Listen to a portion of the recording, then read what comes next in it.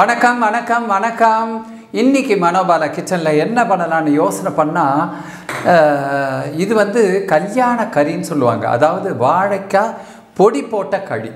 அந்த கறியில் வந்து என்னென்னா, முக்கியமாக அந்த பொடி செய்கிறது கொத்தமல்லி, அதாவது கொத்தமல்லிங்கிறது தனியா, கடலைப்பருப்பு, உளுத்தம்பருப்பு, லேசாக கொஞ்சம் மிளகு, துவரம்பருப்பு கொஞ்சம், எல்லாத்தையும் நல்லா ஃப்ரை பண்ணிவிட்டு கடைசியில் அந்த சூட்லேயே கொஞ்சம் தேங்காயும் போட்டு எல்லாத்தையும் அடித்து வைக்கணுங்க. அப்படி ஒரு பொடி, அதை நான் தயார் பண்ணி வச்சுருக்கேன்.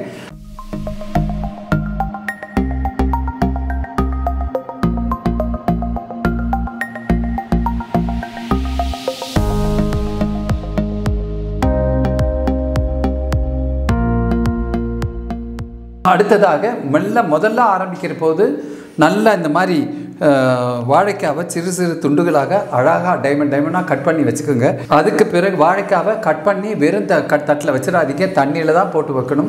வாழைக்காய்க்கும் கத்திரிக்காய்க்கும் ஒரு குணம் இருக்குது, இம்மிடியட்டாக கோச்சிக்கிட்டு கருப்பாகிடுவானுங்க. அதனால் அப்படி வைக்காதீங்க. வாழைக்காவை தண்ணியில் போட்டு வச்சுருக்கேன். அப்புறம் கருவேப்பிலை, கொத்தமல்லி, அதெல்லாம் இன்க்ரீடியன்ஸ்லாம் இப்போ எப்படி செய்கிறதுங்கிறது பார்ப்போம்.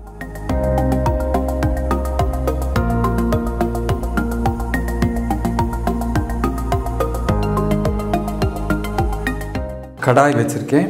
இந்த பாருங்கள், இந்த 3 டீஸ்பூன் எண்ணெய் விட்டுருக்கேங்க. அதாவது என்னென்னா, கொஞ்சம் இந்த மாதிரி ஃப்ரை பண்ணுற ஐட்டங்களுக்கெல்லாம் ஒரு நூல் எண்ணெய் ஜாஸ்தி இருந்தால் கொஞ்சம் நல்லாயிருக்கும். நான் கடலை எண்ணெய் தான் ஊற்றிருக்கேன். சில பேர் நல்லெண்ணெய் பண்ணுவாங்க, சமையல் எண்ணெய் கூட பண்ணுவாங்க. அதெல்லாம் நீங்கள் எந்த எண்ணெயோ எது சுவையாக இருக்கோ அது பண்ணிங்கன்னா ரொம்ப நல்லாயிருக்கும். இப்போது கடுகு கொஞ்சம் போட்டிருக்குங்க. கடுகு நல்லா பொரியணும்.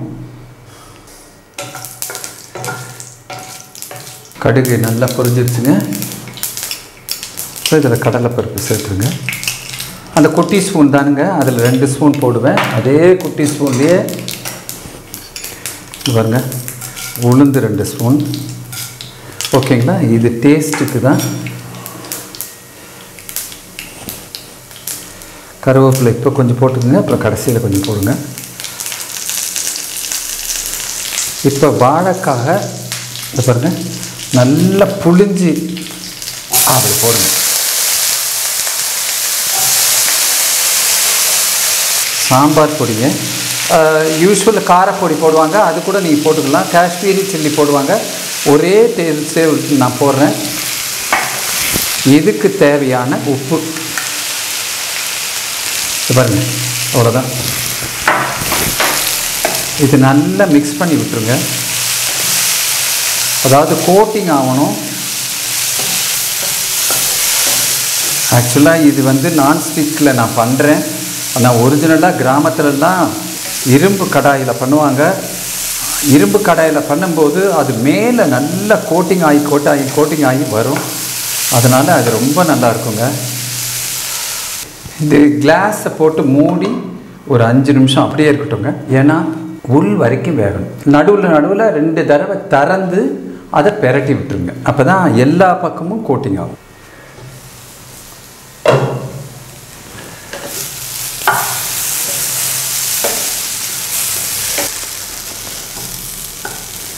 இது பாருங்கள், டோஸ்ட்டாக வெந்துருச்சு பாருங்கள். இன்னும் கொஞ்சம் ஒரு ஜஸ்ட் ஒரு ஃப்ரை. அதுக்கு முன்னாடி வாழைக்காய்க்கு ஒரு குணம் இருக்குங்க. சட்டுன்னு வந்து மற்ற காயெல்லாம் வேகிறதுக்கு ரொம்ப டைம் ஆகும். வாழைக்காய் வந்து படக்குன்னு வெந்துடும்.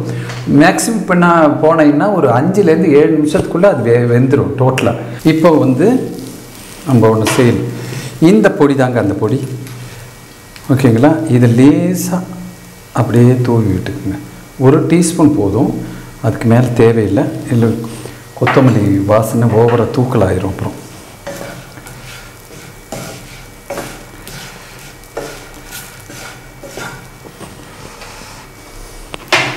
வெந்துருச்சான்னு மறுபடியும் செக் பண்ணுறதுக்கு தான் பார்க்குறேன். வெந்துருச்சு, நல்லா வெந்துருச்சுங்க. ரொம்ப எண்ணெய் பத்தாத மாதிரி தெரிஞ்சு, அதனால் கொஞ்சம் எண்ணெய் விட்டுருக்கேன். உங்களுக்கு தேவைன்னா விடுங்க, இல்லைன்னா முதலையே விட்டுருக்கீங்களா அந்த எண்ணெயே போதும். இது மேக்ஸிமம் ட்ரை ரோஸ்ட்டாக இருந்தால் தான் ரொம்ப நல்லாயிருக்கும். அவ்வளோதாங்க, முடிஞ்சிடுச்சு.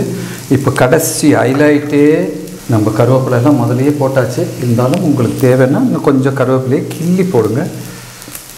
போட்டிங்களா? அடுத்தது கொத்தமல்லி கொஞ்சம், இந்த தேங்காய் தாங்க இதில் ஹைலைட்டு. இந்த காரக்கறிக்கு இந்த தேங்காய் பூ இருக்குது பாருங்கள், அது லேசாக தூவி ரொம்ப நல்லாயிருக்கும். பண்ணிடுறேன்.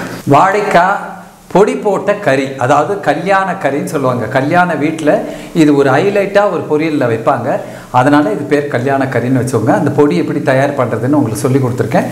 அதனால் உங்களுக்கு அதெல்லாம் போட்டு பண்ணும்போது நல்லா பாருங்கள், இந்த வாசனைக்கே தூக்குது, பசி பின்னுது, அந்த அளவுக்கு இது ரொம்ப சிறப்பாக இருக்கும். கண்டிப்பாக செஞ்சு பார்த்துட்டு எப்படி இருக்குன்ட்டு நீங்கள் கமெண்ட் பாக்ஸில் சொல்லுங்கள். நிறைய விற்பனர்கள் இருக்காங்க, சமையல் விற்பனர்கள் நிறைய பேர் நிறைய ஷோ பண்ணியிருக்காங்க. அதில் நானும் கடைசியாக ஓடி வந்து ஏறி இருக்கேன். என்னையும் வந்து அந்த ட்ரெயினில் கொண்டு போய் சேர்க்க வேண்டியது உங்களுடைய பொறுப்பு. தயவு செய்து இந்த சேனலை சப்ஸ்கிரைப் பண்ணுங்கள், லைக் பண்ணுங்கள், ஷேர் பண்ணுங்கள், கமெண்ட் பண்ணுங்கள். முக்கியமாக பக்கத்தில் இருக்க பெல் ஐக்கானை ப்ரெஸ் பண்ணுங்கள். அப்போ நான் போடுற எல்லா குக்கரியில் பண்ணுற எல்லா ஐட்டம் உங்களுக்கு உடனடியாக வந்து சேரும். Please support me. Thank you Manobala.